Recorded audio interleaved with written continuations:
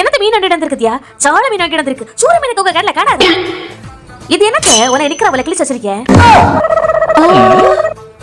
இவ்ளோ பைசா வச்சிருக்கேன். இன்னைக்கு வேணா பாரு, நம்ம ஆட்டைய போடு. A few moments later. என்னங்க காலையில பர்ஸ்ல 3000 இருக்குல்ல, காசு இல்லங்க. நம்ம கிட்ட காசு இருந்துச்சா? நம்பவே முடியலையே. அம்மா எவ்வளவு காசு இருந்துச்சுன்னு சொன்ன? 3000 இருந்து. 3000 தானே? இப்ப கணக்கு சொல்லியா கேளு. காலையில பால்காரனுக்கு ஒரு 500, பேப்பர்காரனுக்கு 300, பைக்ல பெட்ரோல் போட ஒரு 200. பின்ன பக்கத்து வீட்டுல அன்னை கொஞ்சம் கடன் வாங்கியிருந்தேன், அதுக்கு 1000 ரூபாய் கொடுக்க வேண்டியிருந்து, அதையும் கொடுத்தேன். போக ஒரு 1000 ரூபாய் பேலன்ஸ் இருந்து. சரி ஏதாவது உனக்கு நல்ல சாரி எடுக்கலான்னு கடைக்கு போனேன். போற வழியில பைக்கு சோலி முடிஞ்சது. பின்ன சரின்னு கொண்டு ஒர்க் ஷாப்ல விட்டா அவன் 1200 ரூபாய் கேட்டான். அவன்கிட்ட சண்டை போட்டு பிடிச்சு இழுத்து 1000 ரூபாய் முடிச்சேன்.